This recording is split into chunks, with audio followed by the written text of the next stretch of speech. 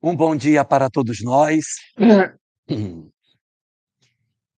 Este ano de 2025 é um ano muito especial, porque neste ano a obra O Céu e o Inferno, de Allan Kardec, está comemorando 160 anos de sua publicação. E esta obra, ela tem 2 nomes, ela é chamada O Céu e o Inferno ou A Justiça Divina conforme o Espiritismo. Então, hoje a gente vai ter a oportunidade de ver um pouco sobre o que a doutrina espírita nos fala sobre a dor, conjugado com alguns pontos que são considerados significativos da obra O Céu e o Inferno, de Allan Kardec. A questão da dor, dentro da leitura que o espiritismo nos dá, nos traz, desdobramentos muito interessantes, porque esse é um assunto razoavelmente complexo. E muitas vezes nós acabamos, trazendo conceitos que não são muito exatos para a definição do sentido da dor, segundo aquilo que a doutrina espírita nos oferece. Então, um ponto fundamental para que a gente possa ter as nossas discussões de hoje é nós separarmos o entendimento do que seja dor na compreensão que a doutrina espírita nos dá. Então, é aqui que eu tenho que ficar, né? Então é aqui. Então, nós temos muitos companheiros que trabalham a dor com um conceito mais físico, mais orgânico, enquanto que a doutrina espírita está muito mais preocupada com os aspectos da dor no sentido emocional, no sentido espiritual. A proposta da doutrina espírita não é, evidentemente, nós trabalharmos quanto à cessação do sofrimento no aspecto físico. Por quê? Porque os aspectos físicos pertencem à vida da matéria, Sueli. Então, não é possível que a gente imagine que nós possamos viver uma vida orgânica, uma encarnação, sem experimentarmos as dores que são físicas. O próprio nascimento de cada um de nós é um processo em si doloroso, porque nós estamos naquele ambiente quentinho, protegidos, e de repente alguém vem e nos retira daquele lugar extremamente confortável, mas que já estava ficando apertado, corta o cordão umbilical, pendura você de cabeça para baixo, aí você chora, o ar entra nos pulmões pela primeira vez e começa, então, aquilo que se poderia chamar de vida, como vida já após o período da gestação. Então, essa nossa condição humana, ela não dá para a gente separar disso, porque a gente nasce dentro de um processo que tem uma dor.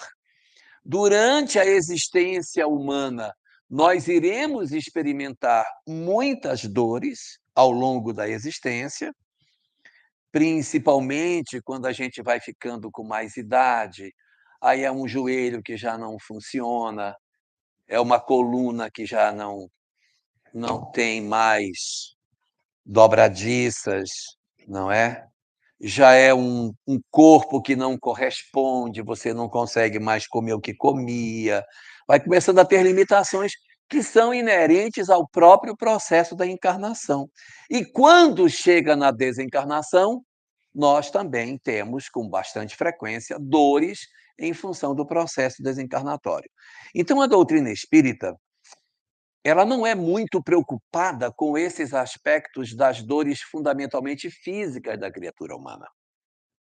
Em O Livro dos Espíritos, questão 738A, que é uma questão que não tem nada a ver com o que eu estou falando, porque é uma questão que trata sobre os flagelos destruidores.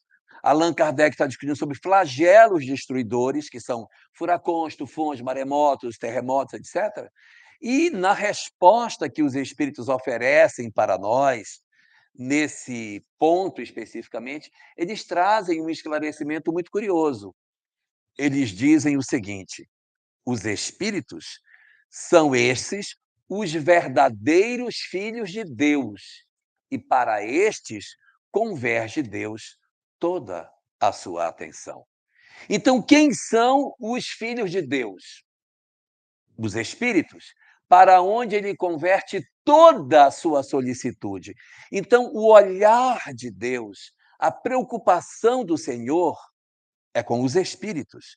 E o texto segue dizendo: os homens, ora, os homens são simples uniformes com os quais os espíritos se vestem para se apresentarem entre os homens. Ou seja, as nossas questões mais temporais, as nossas dores no sentido físico, elas não são a maior preocupação do Senhor.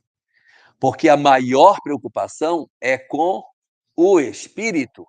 Então, se for necessário que o homem chore para que o espírito possa sorrir, que assim seja, que seja dessa forma, que nós experimentemos sofrimentos, dores no sentido físico, para que possamos oportunizar ao espírito a sua condição de felicidade.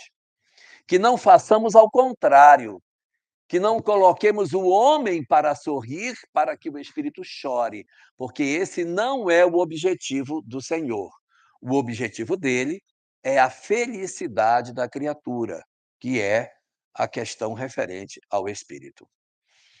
Na questão 614 de O Livro, anota, Sueli.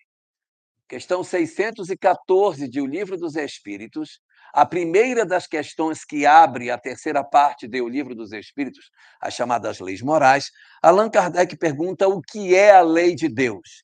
E os espíritos respondem: a lei de Deus é a única verdadeira para a felicidade do homem. Quando fala verdadeira, é porque existem felicidades falsas. Existem felicidades falsas, enganos, engodos, propostas de felicidade que não são reais.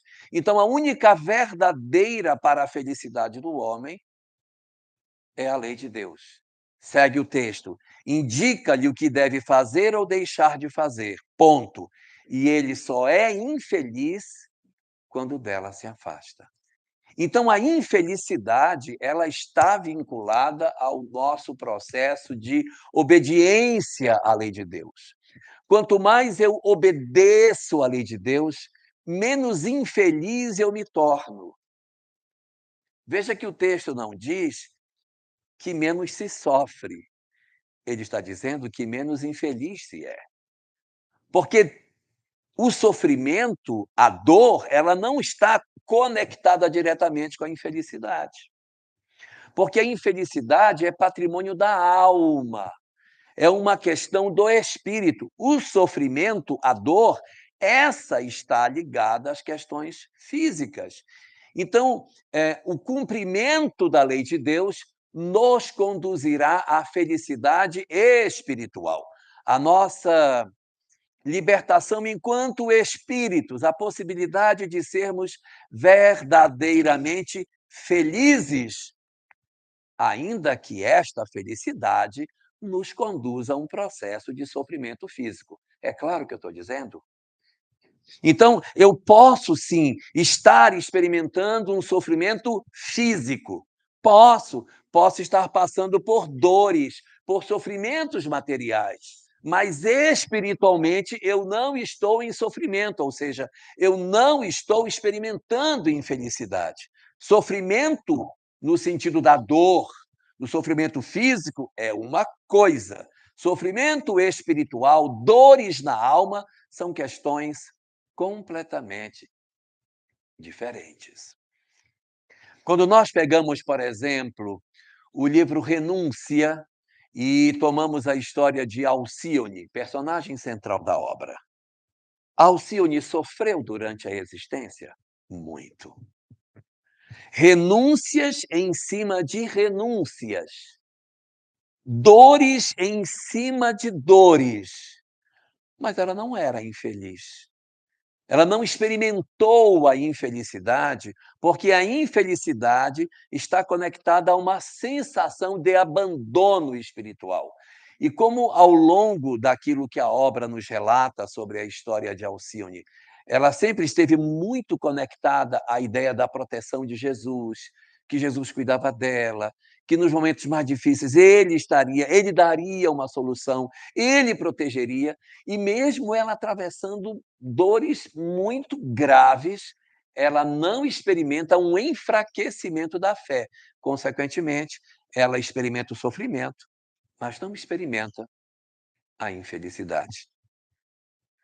Isso é importante que a gente separe, para que a gente entenda que o propósito da doutrina espírita não é nos eximir das dores materiais, não é nos eximir das dores da matéria, mas é efetivamente produzir em nós a felicidade da alma, a liberdade que nós podemos exercer em nós, na medida em que os nossos corações se transformam e nós temos a possibilidade de ter uma visão mais alargada do sentido da vida.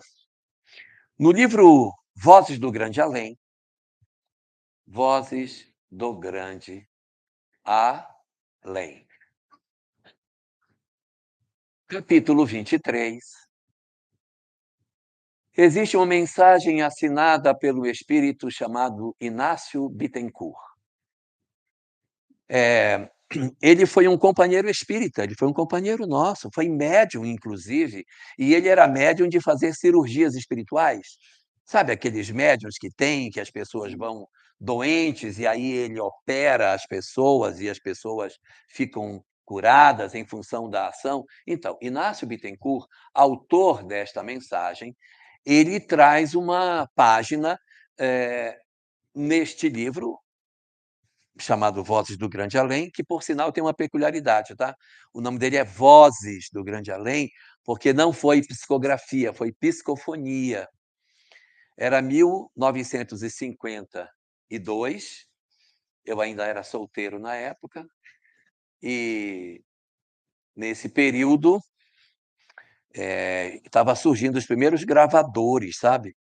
Então eles levaram um gravador mais ou menos desse tamanho para botar em cima da mesa para gravar a comunicação que o Chico receberia no final das reuniões. Essas comunicações estão todas gravadas e elas deram origem a 2 livros. São os únicos 2 livros de Chico que não são psicografia, são psicofonia. Um é Instruções Psicofônicas, que é o primeiro volume, e o segundo volume chamado Vozes do Grande Além. E aí, nesse capítulo aí, que trata sobre aviso oportuno, Inácio Bittencourt conta a história dele. Ele diz o seguinte: que ele era espírita, médium espírita, fazia cirurgias espirituais e havia uma quantidade muito grande de pessoas que ia em busca dele e ele promovia o processo de cura dessas pessoas. Desencarnou. Quando Inácio Bittencourt chega no mundo espiritual, ele se surpreende, porque quem vem recebê-lo no mundo espiritual? As pessoas que ele havia curado. Então, assim, ele diz: "Eu nunca imaginei que eu tivesse curado tanta gente", porque era uma quantidade enorme de pessoas, todas com gratidão por aquilo que eu havia feito. Então, vinha um que eu havia curado da cegueira, o outro de um tumor, o outro da perna, o outro de um problema no útero, o outro que era cadeirante. Todos estavam no mundo espiritual para me receber e dizer: "Muito obrigado pelo que você nos ofereceu durante a existência". Não é lindo? Mas tem uma peculiaridade, que o Inácio Bittencourt diz: estavam todos eles com as mesmas doenças que eu os curei do lado de cá. Quem era cego, estava cego. Quem era cadeirante, estava cadeirante. As doenças que o Inácio Bittencourt operou, elas reapareceram no mundo espiritual. Aí ele diz: então eu percebi que eu trabalhei de maneira equivocada. Porque ao invés de promover a transformação da criatura humana, eu olhei apenas o corpo e quis curar o corpo das pessoas sem que a alma estivesse tratada. E aí, por esse motivo, a matriz das enfermidades ainda permanecem no indivíduo mesmo depois da sua desencarnação. E aí ele usa uma frase muito bonita. Ele diz o seguinte nessa mensagem, que só lá ele foi perceber que ele se equivocou redondamente, porque ele quis consertar uma árvore endireitando-lhe a sombra. Imagina que você tem a sombra de uma árvore e a sombra está toda torta, porque a árvore é torta, a sombra está torta.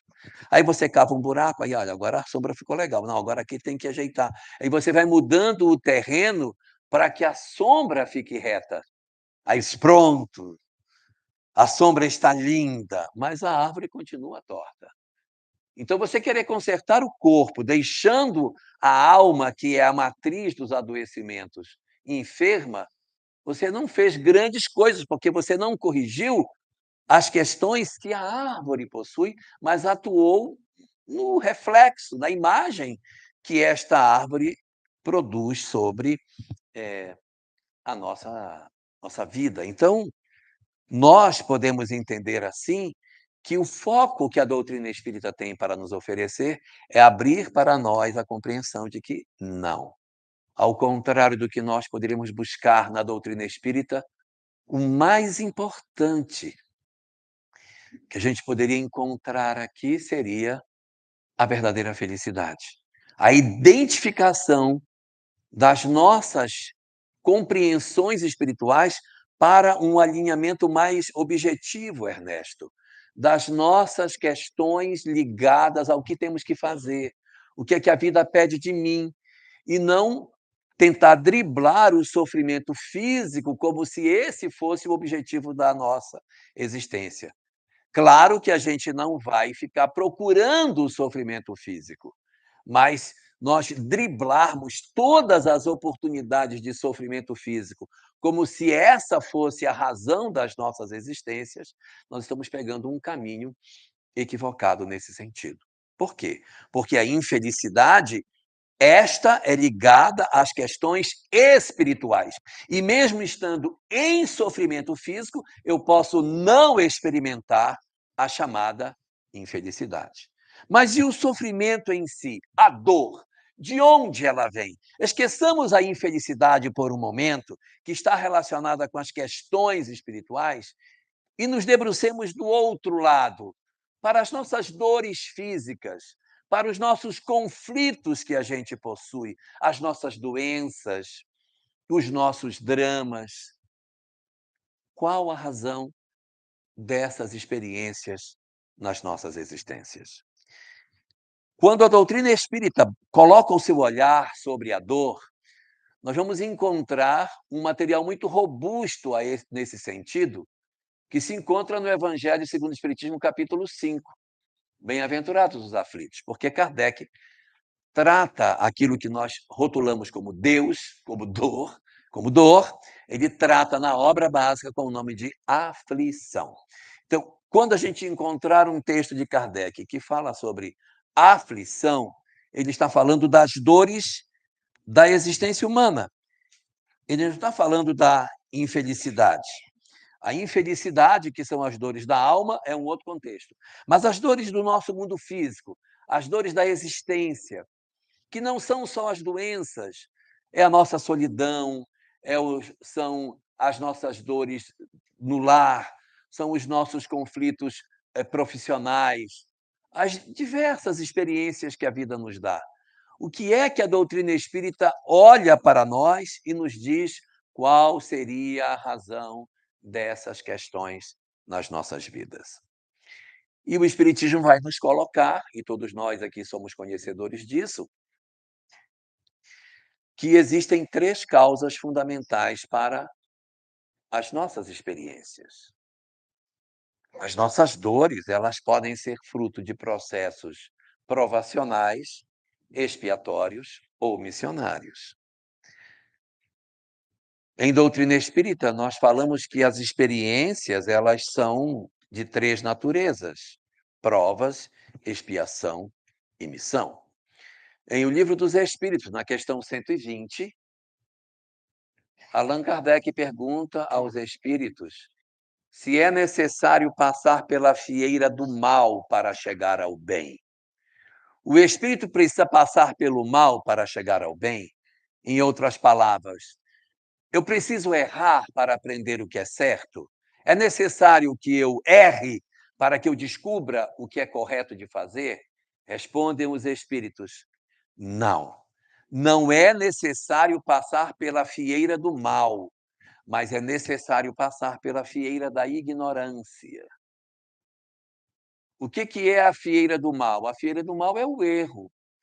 Então eu não preciso obrigatoriamente errar para descobrir que isso não é bom de fazer. Porque se fosse assim, a gente não ia dar nenhum passo na evolução. Se a gente precisasse errar para aprender que uma coisa é errada, a pessoa ia chegar no mundo espiritual, aí o mentor ia perguntar: "Você já matou sua mãe?" Disse: "Não, tem que matar para saber que não é bom. Volte lá e mate. Na próxima, matar."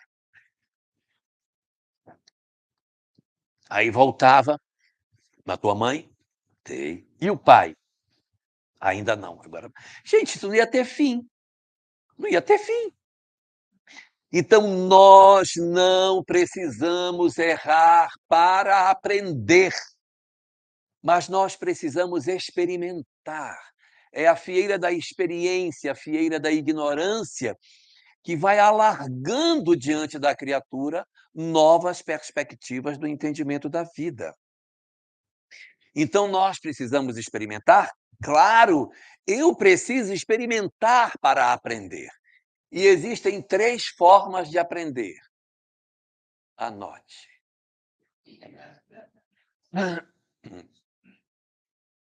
3 formas de a gente aprender. Primeira, eu aprendo com o meu próprio erro. Eu errei, fiz o que não devia, sofri as consequências do que fiz, e então descubro que isso não é bom e faço um novo caminho. Aprendi com o meu erro. Segunda forma de aprender, eu posso aprender com o erro do outro. Eu vejo o outro errando e digo: "Eu não quero isso para minha vida não. Foi horrível que olha a decisão que fulano tomou, Deus me livre de fazer o que ele fez." E aí, em cima do erro que alguém cometeu, eu aprendo. Essa é melhor do que a primeira eu tenho que errar, na segunda eu não tenho que errar, mas na segunda alguém tem que errar. Isso é um problema, porque alguém vai ter que cometer o erro para que eu veja e diga: "Ah, isso aí não é bom." Então existe também, além dessas 2, uma terceira forma de nós, aprendermos. A terceira é alguém nos ensinando o que é o certo. Nessa terceira, nem eu erro e nem outro erra, mas alguém numa condição melhor vem e me diz: "Amai os vossos inimigos, fazei bem aos que vos aborrecem, bendizei os que vos maldizem, orai pelos que vos perseguem e vos caluniam." Quando eu tenho um mestre, quando eu tenho alguém que me direciona, que diz: "Não vai, esse caminho não é bom. Entra pela porta estreita, porque largo e espaçoso é o caminho que conduz o homem à perdição." Quando nós temos um mestre, alguém que nos orienta, nem eu preciso errar e nem o outro precisa errar. O nosso problema é que a gente é muito teimoso, né? A gente ouve e diz assim: "Não, eu sei, mas eu vou fazer." Né? Então a gente acaba se inscrevendo em experiências infelizes, porque nós deliberadamente, às vezes sabendo ou às vezes não sabendo, Luiz Gustavo, a gente faz uma opção de entrar por um caminho que não era o mais adequado. Resultado de tudo isso, nós temos que estar atentos para que a gente consiga fazer um processo efetivo de atenção dentro daquilo que a gente teria para realizar nas nossas almas. E aí que essas experiências de aprendizado, elas vão necessariamente passar por uma dessas 3 formas que se expressam as experiências humanas. Ou é uma prova, ou é uma expiação, ou é uma missão. As provas são todas as experiências que nós atravessamos para alargar o nosso conhecimento, para desenvolver as nossas potencialidades diante da vida. São as experiências que os espíritos assim solicitam para entrarem em contato com determinadas coisas que nunca tiveram. Ah, eu queria essa oportunidade. Ai, queria essa chance. Porque não tem como, o processo evolutivo, ele vai nos levar a experiências novas, não tem como. É da natureza da evolução o expandir do conhecimento do espírito, o alargamento das nossas compreensões espirituais. Na medida em que o espírito vai vivendo, ele vai experimentando, ele vai aprendendo coisas novas e isso vai distendendo a sua compreensão da vida. E existe, em doutrina espírita, um conceito muito interessante, quando fala que a evolução da criatura humana, ela é feita em cima de 2 asas: o conhecimento intelectual e o conhecimento moral. E ainda diz mais, diz que o conhecimento moral só vem depois do conhecimento intelectual. Algumas pessoas, quando ouvem isso, chegam a algumas conclusões precipitadas sobre o que seja o conhecimento intelectual. Existem pessoas que acham que o conhecimento intelectual que está disposto na obra básica é o conhecimento acadêmico. Então, para que eu seja bom, eu tenho que saber quanto é a raiz cúbica do log neperiano de π ao quadrado dividido pelo seno de 2π. Eu não preciso saber isso para que eu seja bom. Não é necessário o conhecimento acadêmico, que eu tenha tido uma experiência acadêmica, para que eu seja um espírito que seja benévolo, para que eu faça o bem aos outros. E, às vezes, nós encontramos algumas pessoas que não têm escolaridade, às vezes são até analfabetas, e elas têm uma sabedoria incrível. Aí você: "Ah, a pessoa aí não estudou e é boa". Como é que o conhecimento intelectual vem antes do conhecimento moral, se ela não tem conhecimento intelectual e ela já é boa? Aí alguns, precipitadamente, dizem: "Ah, mas é porque na outra encarnação ela era professora de Harvard, por isso que hoje ela é uma pessoa boa". Não, não, 1000 vezes não. Não é necessário o conhecimento acadêmico para que eu consiga ser bom. O conhecimento intelectual que a obra básica nos fala não é esse, é o conhecimento intelectual da vida. É o viver, é o experimentar, é o ter experiências. Com certeza, esta mulher, analfabeta ou não, não me importa, ela é um espírito velho, ela não é um espírito jovem, ela tem que ser um espírito velho, que já viveu, já teve histórias, experienciou a vida e sabe que é bom perdoar, que é bom fazer o bem. Mas isso não significa dizer que ela obrigatoriamente passou pelas escolas, que ela participou do conhecimento acadêmico do mundo. Então, existe um conhecimento intelectual que não é o conhecimento acadêmico, é o conhecimento da vida. E o espírito, para que ele seja bom, ele precisa primeiro viver. Ele tem que ter vivências, experiência de vida, escola da vida, não é assim que chama? A escola da vida. Aquela que você já viveu várias vezes, já viveu várias histórias, e você traz dentro de si o hálito das suas experiências, mesmo que você não tenha sentado num banco de universidade. Mas é a percepção de que isso não é bom. Agora, não dá para um espírito recém-saído da animalidade, que não teve experiências, ou seja, ele não alargou a sua compreensão, ele não teve vivências, não passou por histórias provacionais, dá para um espírito que não viveu isso tudo ser bom, porque eu preciso ter vivido. Eu vivo, aprendo, aí eu consigo encontrar essa compreensão. Para quem estiver questionando o que eu estou dizendo, consulte a questão 108 do Livro dos Espíritos. Na questão 108, Allan Kardec define as características de um tipo de espírito chamado espírito benévolo. O que são espíritos benévolos? Os espíritos benévolos são a primeira classe de espíritos bons. Vai ter espíritos benévolos, espíritos sábios, espíritos de sabedoria, espíritos superiores e os puros. Ele está bem aqui, na quinta classe, bem aqui. Espíritos benévolos. Dê uma lida na definição de espírito. Cadê o livro dos espíritos? Está bem aqui na sua frente. 108. Pegue para nós. Na questão 108, ele vai dizer o seguinte: os espíritos benévolos são aqueles que são bons e que se desenvolveram mais no lado moral do que no lado intelectual. Como é que pode? Já se desenvolveu mais, se tem que vir um primeiro, como é que desenvolveu? É porque aqui que ele está falando é o intelectual acadêmico. Está tudo bem, Sueli? Está ruim a letra pequena, né, minha filha? Tá bom, então procura aí. Do benévolo para cima, aí não vai mais. Porque para subir de benévolo para espírito sábio, aí tem que ter um conhecimento. Aí sim, tudo bem. Até benévolo eu vou.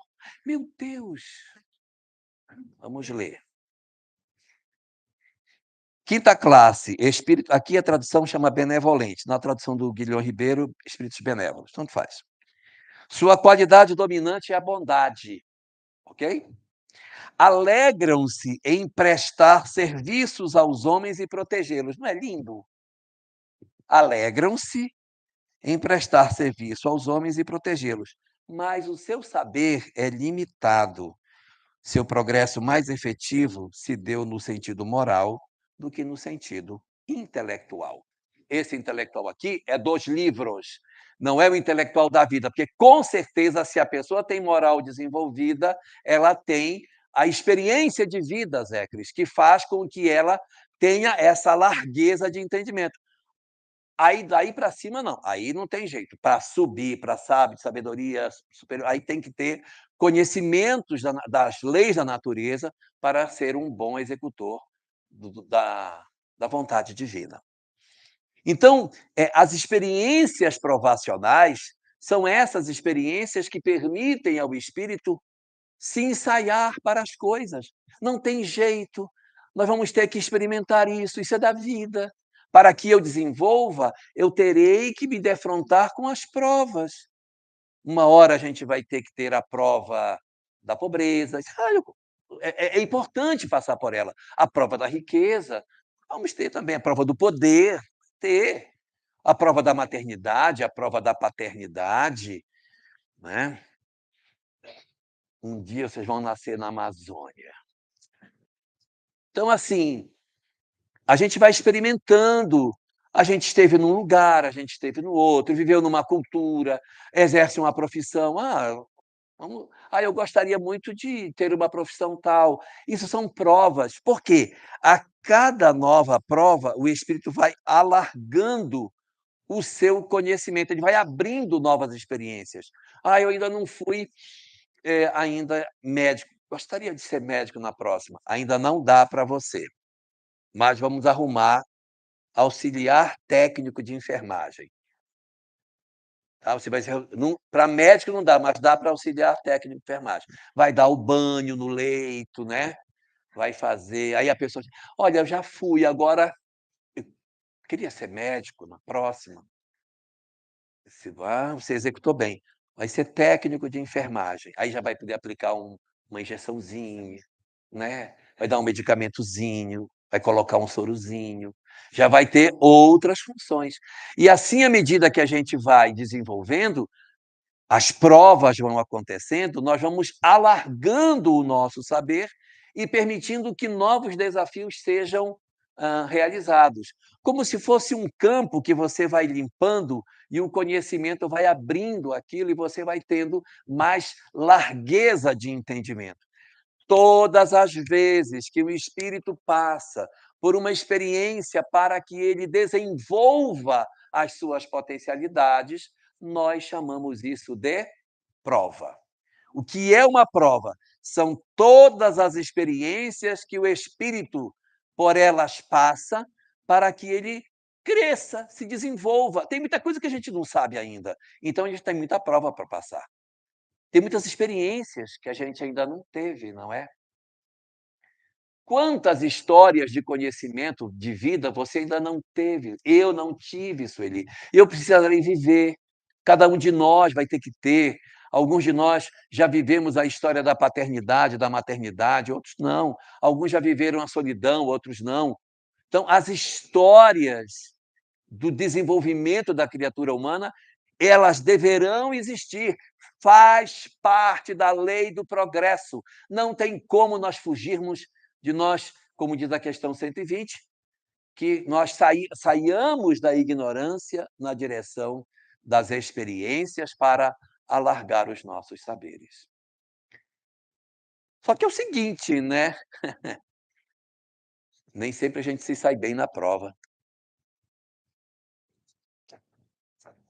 A prova vem e a criatura não consegue realizar a prova como deveria. A pessoa vem numa prova para ser professor.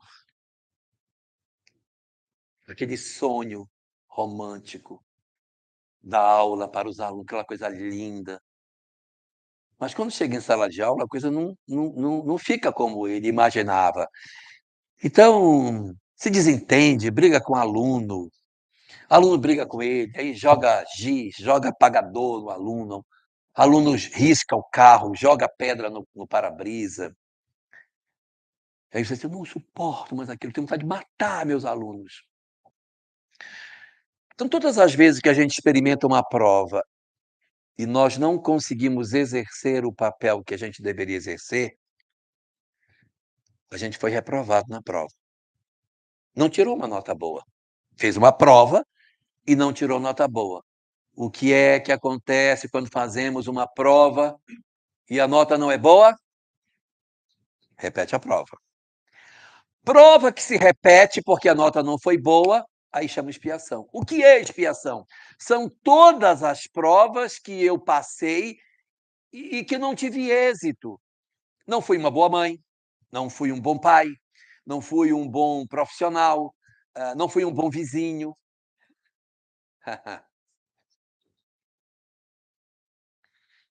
Então, se nós não fomos aquilo que, digamos assim, a lei de Deus espera de nós, porque nós, evidentemente, devemos exercer o papel na sociedade, obedecendo à lei de Deus. Quando eu desobedeço à lei, tarã, questão 614. O homem só é infeliz quando dela se afasta. Quando eu experimento uma prova e essa prova eu não me sair bem, eu automaticamente preciso repeti-la. É necessário repetir. E a gente precisa repetir, não é porque Deus é sádico. Diz assim: "Ah, você não se saiu bem? Foi? Pois vai receber de novo a mesma prova". Não é sadismo, é porque a criatura humana precisa se libertar dos processos de sofrimento. Nós temos uma necessidade imperiosa de nos libertarmos do sofrimento. Porque veja, se o homem só é infeliz quando se afasta da lei de Deus, enquanto eu viver afastado da lei de Deus, eu não alcançarei a felicidade. Só que Deus quer entregar a felicidade para nós. Todos nós sabemos, e a doutrina espírita está farta de textos nesse sentido, de que a felicidade é o destino de todas as criaturas. Sim, esse é o objetivo que nós iremos alcançar no desembaraçar-nos das questões das nossas dores. Então, esse é o nosso destino. E aí, algumas pessoas fazem o seguinte raciocínio: ora, se o nosso destino é a felicidade, correto? Se Deus é justo e bom, se nós somos almas imortais, e se a gente vai ser feliz lá na frente, por que que ele não adianta essa felicidade logo? Por que ele não dá logo um vale, né? Eu já vou ser feliz mesmo. Por que que ele fica Tem esse verbo aqui, ridicar? Tem, não tem? Tem? Suvinar. A pessoa que não quer entregar para o outro aquilo, como é que chama? Como é que chama aqui? Eu tenho uma coisa, mas eu não quero dividir com você, não quero dar para você. É, pronto. Então Deus fica segurando, não vou te dar a felicidade, eu vou ficar com ela para mim, então. Por que que ele não entrega logo? Ele vai dar mesmo. Já que vai dar, entrega. Por que que Deus não antecipa a felicidade para as criaturas? Ele já vai entregar, gente. Porque não dá logo agora, era tão bom receber uns 10% adiantado. Por que que ele não adianta? Porque a felicidade é o cumprimento da lei de Deus. A felicidade não é um prêmio, a felicidade é uma conquista, como diz Joana de Ângeles no prefácio do livro Conflitos Existenciais. Conflitos Existenciais, prefácio não, introdução, não é prefácio. Na introdução da obra, ela diz: a felicidade é uma conquista. Você tem que conquistar a felicidade. E você conquista a felicidade à medida que vive o amor. Então a gente quer ser feliz, mas não quer ver o amor. Não, Senhor, me dá. Eu não vou amar, mas me dá. Não tem como. Porque a felicidade é a consequência da vivência do amor. Então, quando nós vivemos o amor, nós automaticamente somos felizes. Quando eu me prendo no ódio, no egoísmo, na raiva, na mágoa, no desejo de vingança, eu não tenho como ser feliz. Porque eu tenho um afastamento da lei de Deus. Quando eu me afasto da lei de Deus, eu automaticamente me credencio para o sofrimento. Então, o que, que é a expiação? A expiação não é um castigo de Deus. Nossa, fulano, você fez coisa errada, então eu vou lhe castigar. Não é isso. Inclusive, no livro dos Espíritos aparece várias vezes a palavra castigo. Já viu? Tem vários, Deus castigará aqueles que. Tem várias vezes. Aí você, mas Deus vai castigar? Não é tão estranho isso? É estranho, realmente. Mas tem que ler a obra toda, que você lê só um pedaço vai achar estranho. Tem que pegar a questão 1009 do livro. Pega aí para nós. Questão 1009, penúltimo parágrafo. Daqui. Deixa eu achar, que eu acho que meu óculos está melhor.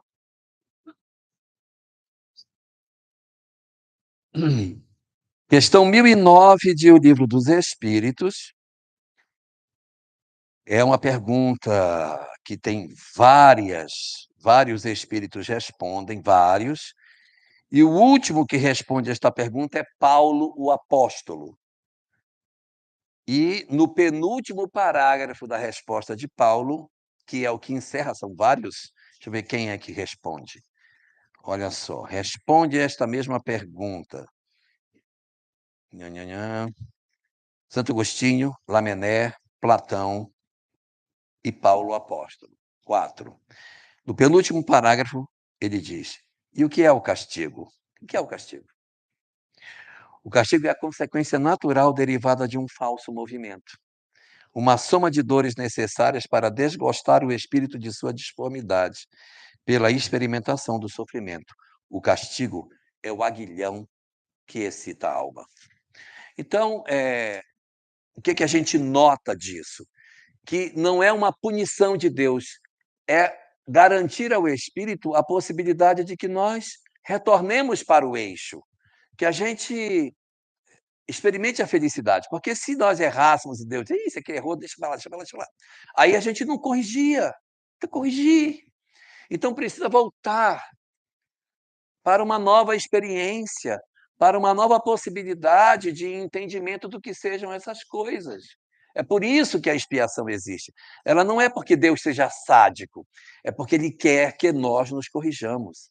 E aí a gente vai dizer: ah, mas é muito ruim, meu Deus, eu voltar para aqui. Ah, eu não aguento. Eu não vou suportar, não aguento. Então, o que é que Papai do Céu faz para que a gente suporte o peso das expiações? Esquecimento do passado. Então, o esquecimento do passado é o grande instrumento de misericórdia que permite que o espírito possa voltar ao cenário aonde ele se comprometeu com melhores condições de êxito. Porque se fosse para a gente reencarnar sabendo tudo, não, eu quero reencarnar, mas eu quero reencarnar lembrando de tudo. Se for para reencarnar lembrando tudo, fica lá, já não vem mais, fica já, que é a mesma coisa. Reencarnar lembrando tudo, já fica, pronto. Porque o sentido da reencarnação é o esquecimento para permitir uma nova revisão de conceitos. Encarnar para lembrar todas as coisas que aconteceram não ia nos ajudar. Por isso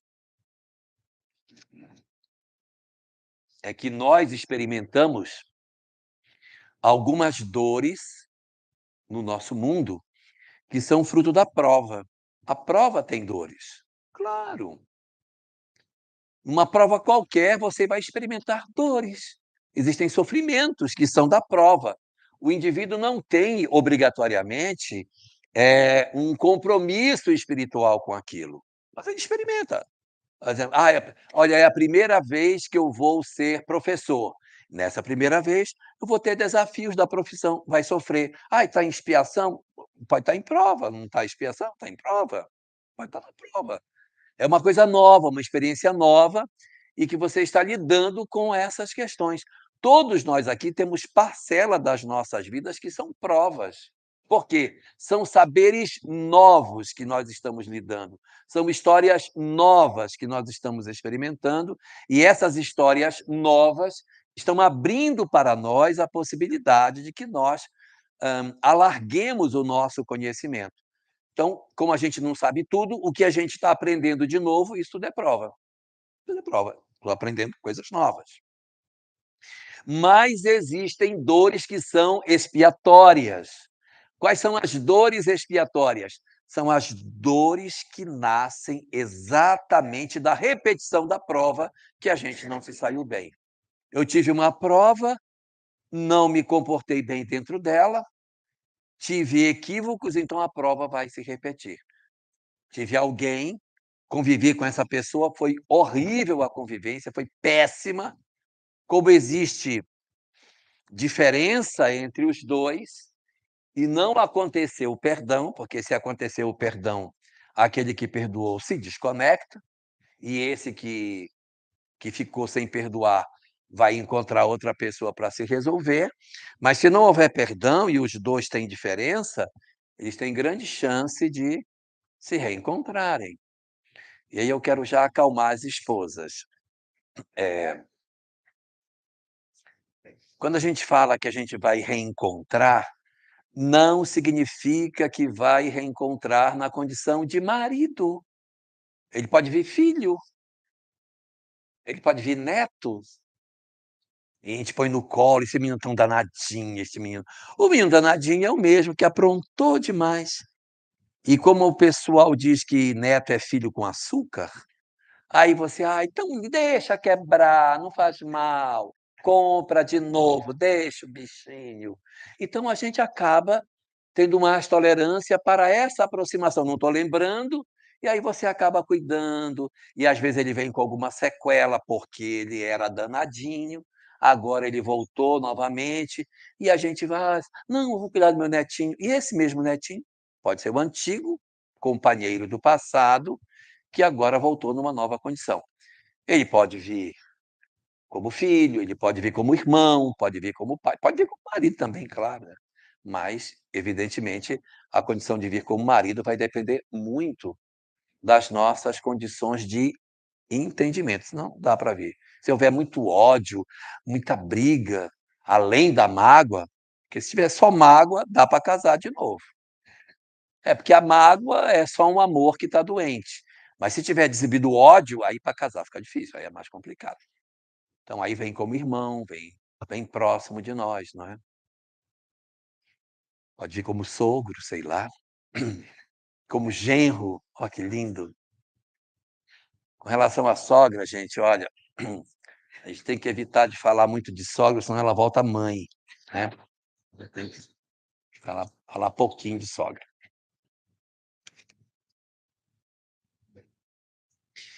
No nosso planeta, uma boa parte das nossas experiências são expiatórias, uma boa parte delas.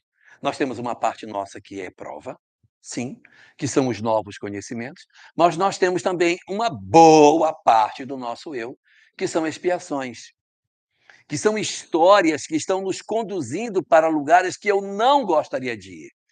E uma das coisas que bem caracteriza a prova, o espírito se debate desesperadamente para sair dela. Ele não aceita, ele luta, meu Deus, não é possível, não, não, eu não quero isso para minha vida, não aguento mais. Aí o sujeito pode ser professor por expiação. E aí ele diz: não, eu vou fazer um concurso público e eu vou sair. Vou fazer o concurso. No dia do concurso público, ele vai, o trânsito fecha, ele fica preso no engarrafamento, não chega na prova, perde. Aí ele volta todo depressivo, vou para a sala de aula mesmo. Vou tentar de novo, aí ele tenta de novo. Aí ele passa e passa bem, passa em segundo lugar, aí chamam uma vaga, né, e aí ele vai ficando. Quando nós temos as expiações, elas se parecem com túneis, como se fossem túneis, e esses túneis são feitos de paredes de diferente material. Tem expiações que as paredes são de papel. Então é um túnel com papel. Você está naquela expiação e aquilo está lhe incomodando, você empurra aqui, você sai e vai viver outras histórias. Existem expiações que não são tão dolorosas e que o espírito consegue sair dela. Consegue sair, porque ele não tem tanto compromisso, ele veio dentro de uma perspectiva, mas ele consegue rasgar e sair. Existem outras partes desse mesmo túnel que as paredes são de madeira. Aí o sujeito dá trabalho para sair, viu? E o sujeito bate, chuta, pisa, morde, procura um pedaço de pau e empurra. Ele faz um esforço danado, mas ele sai. Dá trabalho. Mas tem vezes que a gente está num processo expiatório, não, eu não aceito, e se desespera e foge da prova. Nós fugimos da prova. Quebramos as paredes, dá trabalho, mas é de madeira, eu quebro a parede e saio. Mas existem expiações que as paredes estão de concreto. São túneis que é de concreto. Aí, meu amigo, você vai ficar dentro dela. É aí que a doutrina espírita vem nos ajudar a nos entender um conceito muito importante que é a resignação. Não prega a doutrina espírita que diante de uma expiação você tenha que se conformar com ela de maneira absoluta. Não, é isso mesmo. É o que Deus quer mesmo. Deus quer que eu passe fome mesmo. Que se ele quisesse que eu comesse, ele tirava o arroz do armário, jogava o arroz numa panela, acendia o fogão e depois pegava uma colher. Ele pode tudo, ele vinha com aquela colher e botava o arroz na minha boca. Se ele não botou arroz na minha boca, é porque ele quer que eu passe fome. Não é essa visão de resignação que a doutrina espírita nos oferece, de forma alguma. A visão que a doutrina espírita nos dá é que a gente faça um movimento diferente em relação a isso. Que a gente, diante do sofrimento, analise e diga: até onde pode ir o meu eu, sem que eu fira a ninguém, que eu descumpra a lei de Deus, mas trabalhe no limite das minhas forças para eu sair desse sofrimento.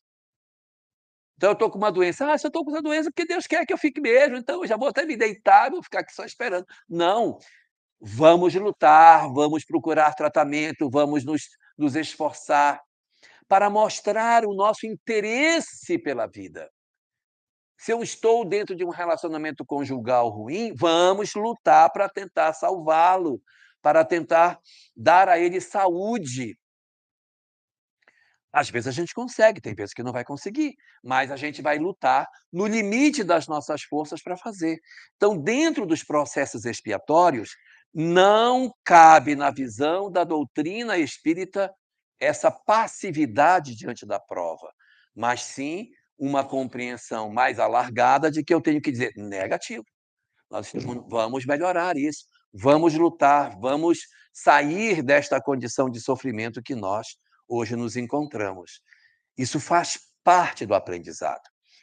Aquilo que nós encontramos no Evangelho segundo o Espiritismo, sob o nome de resignação, não é passividade, é entender que se eu usei todos os meus recursos e eu não consegui, aí eu vou dizer, realmente não deu. Eu fiz tudo o que eu podia e eu não consegui, então vamos trabalhar a resignação. Só que a resignação da doutrina espírita é uma resignação ativa. E a resignação espírita, ela está atrelada a um outro conceito muito bonito, chamado ressignificação. A gente se resigna em função de ressignificar a vida. O que é a ressignificação?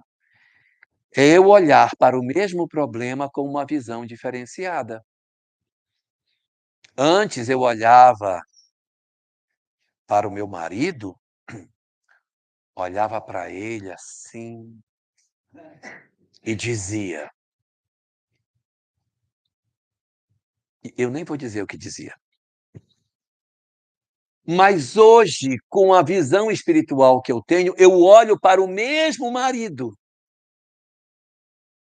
e digo para mim mesmo, não é para dizer para ele, digo para mim mesmo: você é a grande chance que eu tenho de me superar. Você está me dando uma oportunidade muito grande, porque se eu conseguir vencer isso, eu vou conseguir transformar a minha história.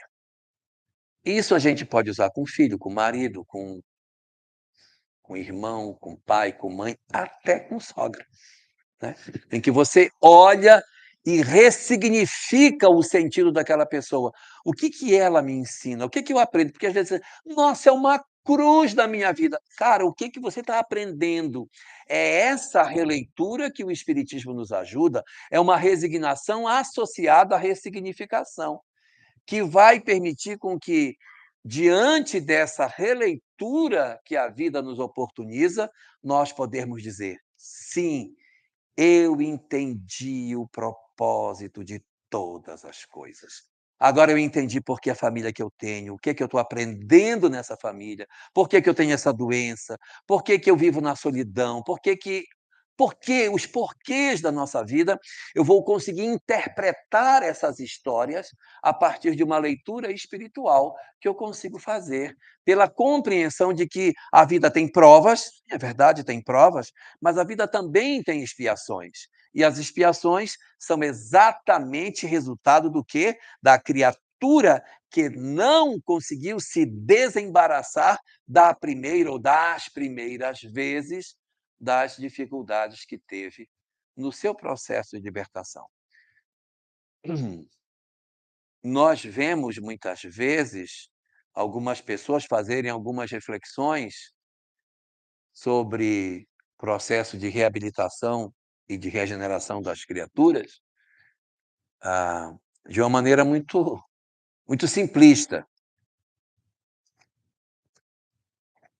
A pessoa pega o Código Penal da Vida Futura, o livro Céu e Inferno, primeira parte, capítulo 7, artigo 16. Código Penal da Vida Futura. Lá nesse artigo 16, Kardec apresenta os 3 passos da reabilitação do espírito, da regeneração do espírito.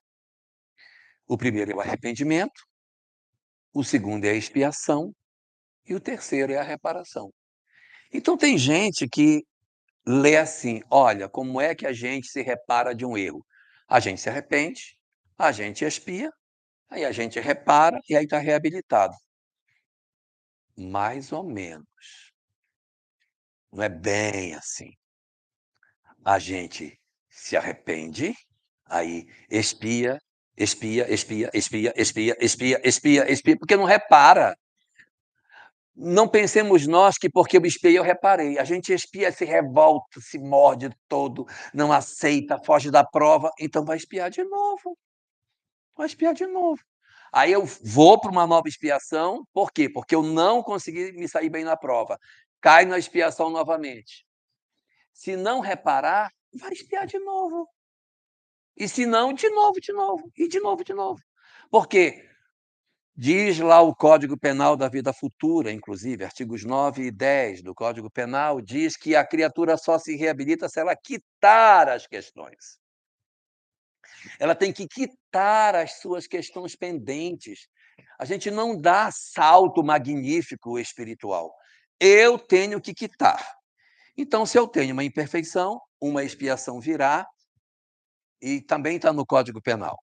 Esses artigos 6 a 8, ele fala o seguinte, que não adianta, toda toda falta conduz a uma expiação, não tem para onde correr, porque o espírito só não vai alcançar a perfeição quando se libertar de todas as suas faltas. Então, se tiver uma falta, vai precisar de uma história para resolver aquilo. Agora veja, o fato de a gente ter uma expiação, não significa que seja um sofrimento cruel, que a pessoa vai ter que se arrastar. Não, a expiação pode ser branda. Não precisa ter uma expiação fortíssima. Eu tenho expiações muito mais brandas, porque, o objetivo da lei de causa e efeito é a educação da criatura humana, e não um processo de punição nosso. Daí que, se uma pessoa comete uma falta, se ela comete uma falta, não significa dizer que ela vai ter só uma forma de se reabilitar diante desta falta. Você tem artigos 11 e 12. Artigos 11 e 12 do Código Penal da Vida Futura diz o seguinte: se você tem uma falta, existem várias formas de você se recuperar dessa falta. Não há uma tabela. Não sei porque no centro espírita às vezes só tem uma tabela aqui. Fulano matou. Matou, então ele vai morrer. Isso não existe. Isso não existe, até porque se tivesse que alguém matar quem morreu, não quer ter fim isso, não é dessa forma. Quando alguém comete um assassinato, ele pode renascer médico, ele pode renascer bombeiro, ele pode nascer pai daquele que ele assassinou, pode nascer irmão, ele pode vir como um policial para aprender a disciplinar, ele pode vir como juiz, não é? Ele pode vir como um advogado da área penal para fazer as coisas certas, né? Então, existem muitas oportunidades que a gente tem. Então, existem os atenuantes e os agravantes. Ninguém pode imaginar que, porque fulano fez isso, então, com certeza vai ter aquilo. Não. A expiação vai variar de acordo com a compreensão que a criatura tem da vida.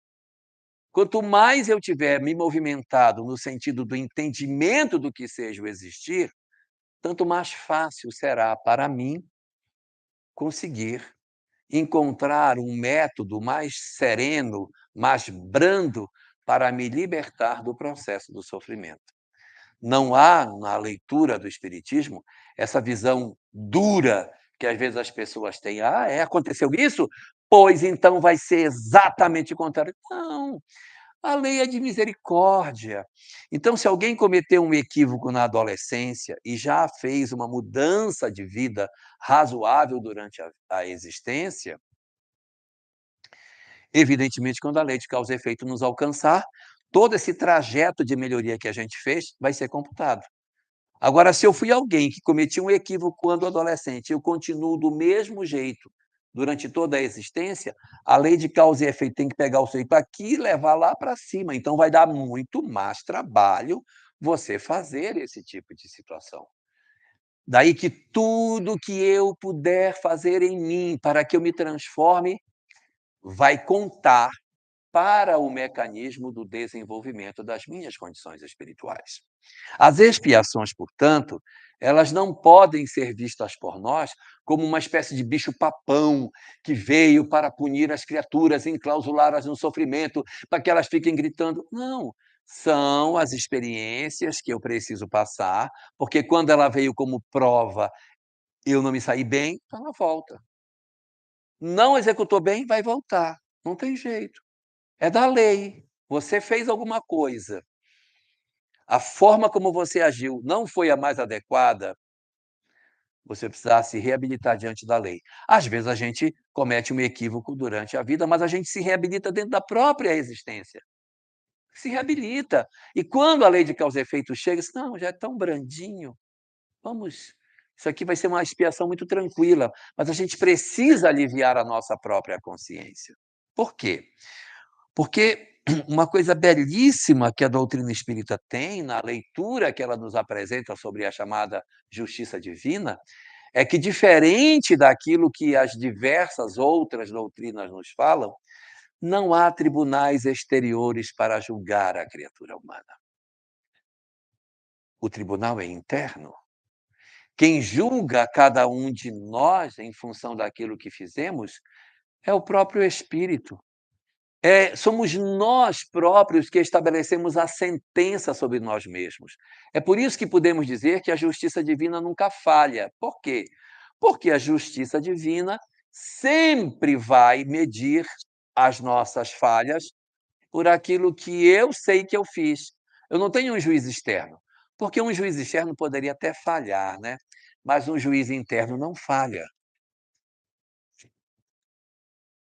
Às vezes você vê um filho que tem uma mãe idosa, no final da tarde, aquele filho aparece empurrando uma cadeira de rodas para levar a mãe para passear. E a vizinhança diz: "Olha que menino maravilhoso, gente". A mãe cadeirante, toda tarde ele coloca a mãe no carro e leva para passear. Que coisa linda, tão bonita. Ele sai, coloca tira do carro, coloca ela ali no parque, aí ela toma sol, depois ele vem para casa. Coisa linda, é um carinho com essa mãe. Isso é o que eu estou vendo. Eu não estou vendo o que está acontecendo com ele. Que ele pega a mãe: "Vambora, qual é a senha do banco? Se ela não me der a senha do banco, vai ficar no sol". Aí bota a mãe no sol: "Pegue sol", aí fica lá. "Se não der a senha, vai pegar sol, hein, vai pegar sol", aí fica lá pegando sol.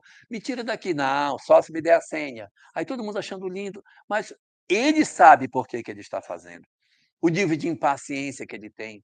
Vai alimentar um idoso que come metade para dentro, metade para fora, e aí você dá a comida e a comida volta, aí você empurra: "Bora, come!". Aí come, come. Eu sei o meu nível de paciência e o meu nível de impaciência, então está dentro de mim a minha sentença. É por isso que os espíritos dizem: "Só sairemos das nossas culpas até pagarmos o último ceitil". Por quê? Porque eu sei a extensão do que eu fiz. Não é um juiz externo, é um juiz interno.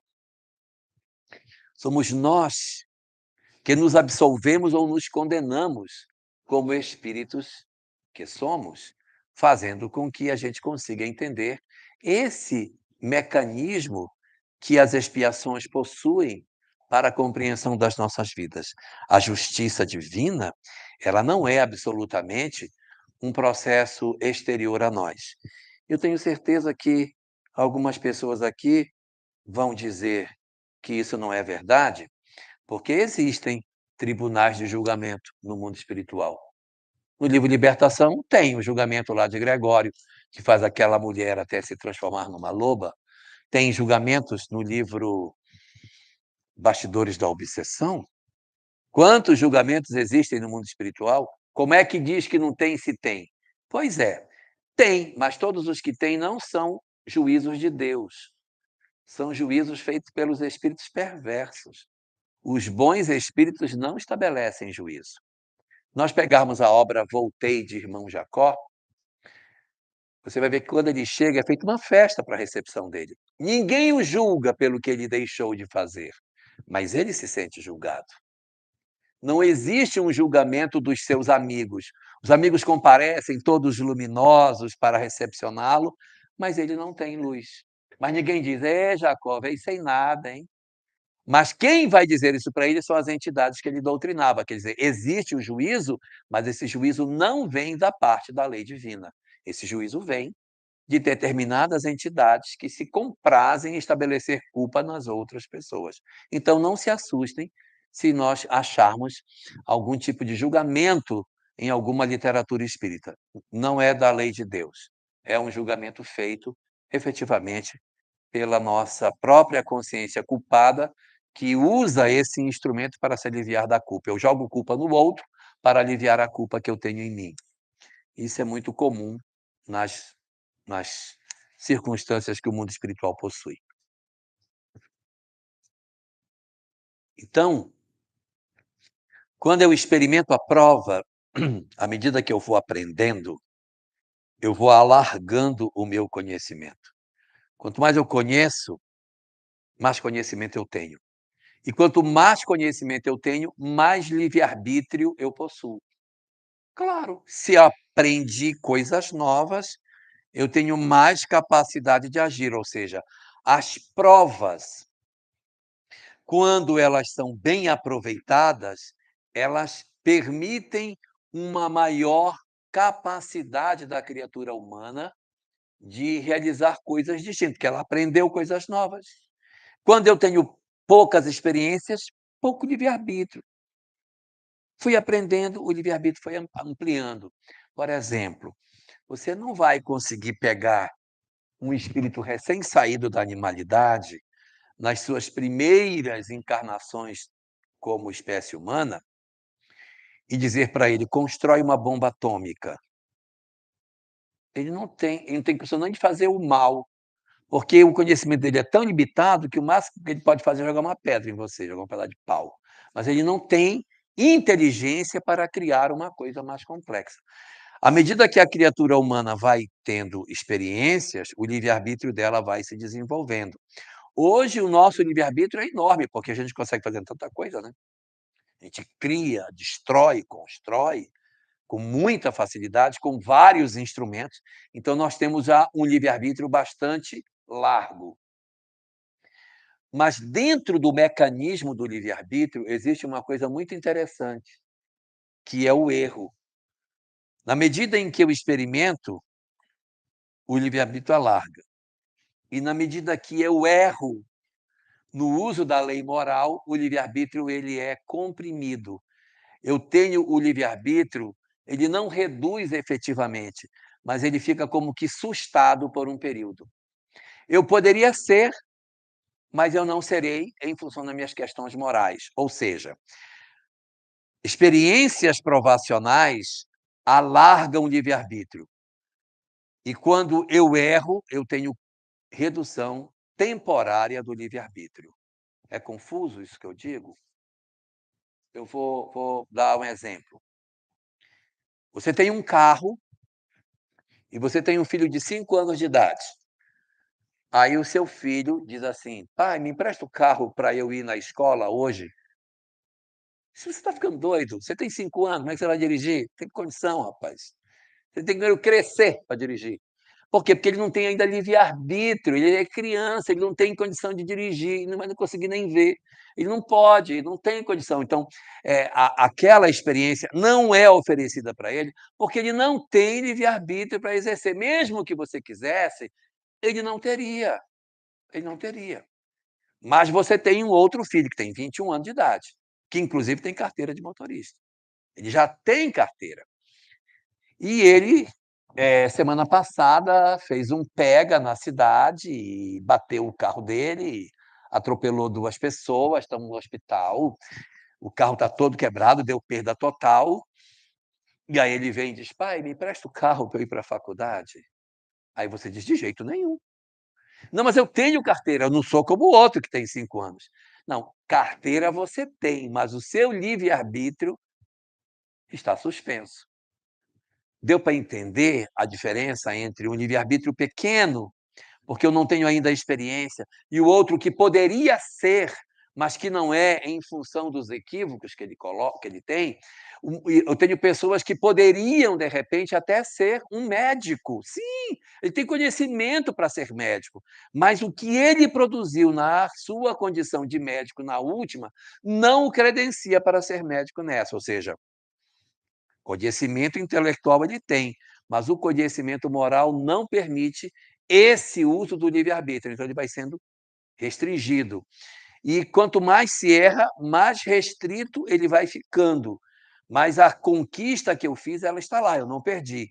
Na medida em que eu for me reabilitando, vai liberando a possibilidade daquilo que o conhecimento espiritual já me oportuniza. Ok? O nosso mundo é um mundo de provas e expiações. É assim que está definido no capítulo 3º do livro O Evangelho segundo o Espiritismo. Mas isso é uma divisão didática, porque a Terra é um lugar de prova, expiação e missão. Também tem gente aqui que realiza a missão. Uma fatia das nossas experiências são provacionais. Uma fatia das nossas experiências, e bem grande, são expiatórias. Mas nós também temos uma fatia das nossas experiências que são missionárias. Meu Deus! Nós já temos nas nossas vidas um pedaço que não é tão grande, mas uma parte do nosso eu, em que nós já estamos exercendo um papel de missão. Isso acontece todas as vezes que eu vivi uma experiência, eu me saí bem na experiência e eu repito a experiência para ensinar o outro.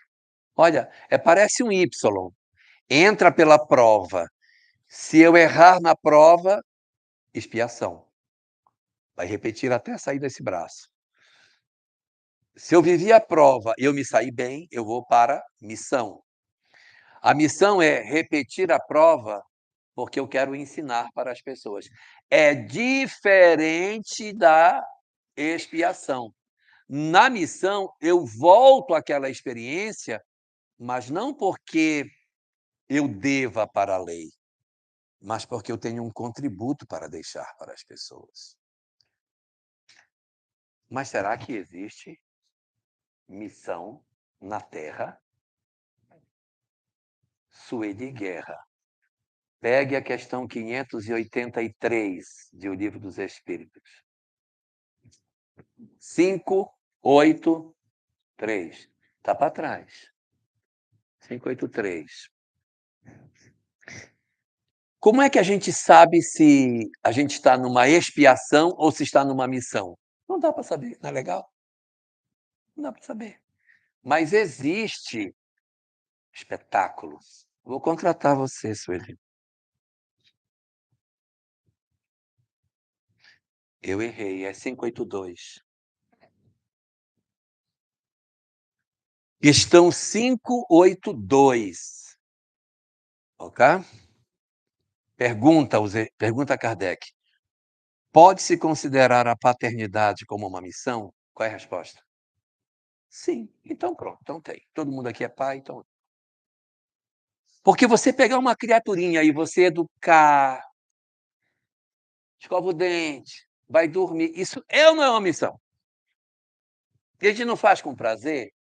Faz com prazer, cuida com gosto, se sacrifica, vai descobrir que ama depois que tem filho, que a gente é capaz de dar a vida por aquela criaturinha.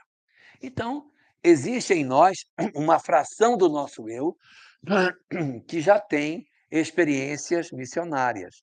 Mas a gente é um complexo, a gente tem dentro de nós novas experiências, que são as provas, experiências repetidas que a gente fracassou, as expiações e as missões, que também estão em nós. Não são tão numerosas, mas a gente tem.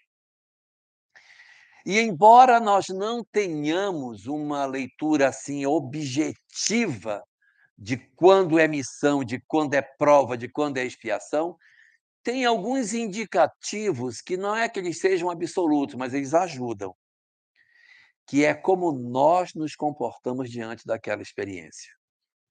Quando diante de uma experiência eu me revolto, eu não aceito, eu me debato, eu me desespero, muito provavelmente é uma expiação.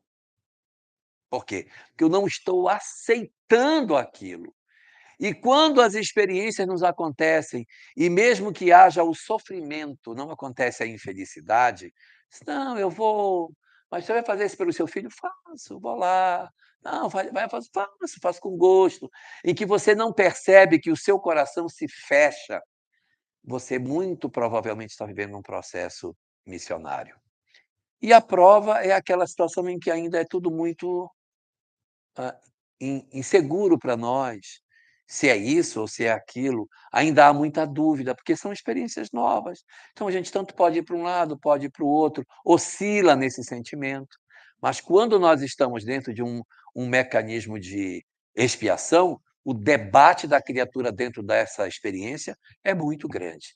E, ao mesmo tempo, quando nós estamos em processos, missionários, a gente sente um prazer até de fazer as coisas. Você está dormindo no bom da noite, 3 horas da manhã, gente. Aí o bebê chora querendo mamar. Aí você acorda: "Venha, meu príncipe, venha". Mas, meu Deus, se fosse eu, dizia: "Menino, vou comprar um relógio para você", né. Mas aí a mãe levanta de noite, pega e cuida. Ai, gente, que coração grandioso. Mas esse mesmo coração grandioso no cuidar do filho, passa por provações terríveis, passa por expiações dolorosas, mas nessa fração é um processo missionário. Eu posso ter uma professora em missão, eu posso ter uma professora em expiação e posso ter uma professora em processo provacional. Então, não existe a possibilidade de nós dizermos: "Ah, fulano, eh, tem um olho que não funciona, expiação, está na expiação". Isso não é verdade. Eu posso estar com uma doença nos olhos por um processo provacional. Claro, pode acontecer. Muito mais frequente quanto mais iniciante é a nossa evolução. Eu posso ter um problema nos olhos porque é um processo expiatório, sim, é expiatório, mas eu posso ter um problema nos olhos por uma questão missionária, não é? Imagine se você tem uma condição de visão em que um olho é cego e o outro não presta, é ruim. Deve ser uma expiação danada. É Chico Xavier. Um olho era ruim e o outro não prestava. Aí você vê, não existe essa medida. E às vezes na casa espírita as pessoas ficam: "Olha, fulano tem um problema, né, puxa da perna, chutou muita gente". Isso não é verdade. Nós temos que ressignificar essa leitura para entender que existem diversas expressões e, às vezes, essas limitações que as pessoas têm são indicativos de determinadas grandezas espirituais para mostrar que, mesmo com todas as dificuldades que as pessoas têm, elas se dispõem a vir, a trabalhar, a fazer algo pelo próximo, sem que as condições orgânicas lhes sejam tão favoráveis. Irmã Dulce tinha um pulmão só. O sonho dela era dormir deitada. Ela dormia numa poltrona por conta da respiração. E fez o que fez. 1,50 m. E fez o que fez. A Yara deve ser muita privação, né? Tão baixinha e só um pulmão. Gente, é exatamente porque os espíritos missionários, eles têm essas características. No livro 50 anos depois, que conta a história de Célia, existe uma visita feita de Cláudia Sabina a uma médium chamada Plotina. E Cláudia Sabina quer contratar Plotina para fazer mal à mãe de Célia, chamada Alba Lucínia. E quando Plotina faz as suas primeiras vidências para tentar ver como é que ela vai prejudicar a mulher, ela diz: "Acho que não vou conseguir prejudicar a mulher que você deseja". E Cláudia Sabina diz: "Por que não? Eu estou pagando, como que não vai prejudicar? Claro que vai". "Se não consigo, porque perto dela existe um anjo, e os anjos têm o poder de aparar os golpes do mal, porque para eles o sofrimento não é como para nós". E Célia realmente apara os golpes do mal e puxa para si todos os sofrimentos que iriam para sua mãe, e na condição de um verdadeiro anjo encarnado, ela protege Alba Lucinha de uma trama que teria sido feita para separá-la do marido. E ela vai viver essa história, porque é da natureza dos anjos passarem por experiências que não necessariamente conduzem à infelicidade. Os espíritos numa condição mais elevada, esses que realizam trabalhos missionários de forma mais larga, eles comparecem na nossa sociedade e vivem de uma maneira incrível, como Lívia Lentulus, como Alcione, como Abigail, que são espíritos impressionantes, que têm uma grandeza espiritual que sequer percebem o sofrimento que passam. Essa é a grande reflexão que a gente precisa fazer, porque quando a doutrina espírita nos oportuniza esse conhecimento sobre as leis espirituais, sobre a lei de causa e efeito e sobre o sentido da dor, não é para que a gente se martirize pelo sofrimento que passa, mas é para que a gente observe a dor por um outro olhar. E se a dor é uma dor expiatória, que a gente ressignifique as nossas dores e aproveite as oportunidades e se desenvolva como espírito. Se as dores não são expiatórias, se as dores são provacionais, que a gente aproveite e não se comprometa para que essas oportunidades não se convertam em expiações.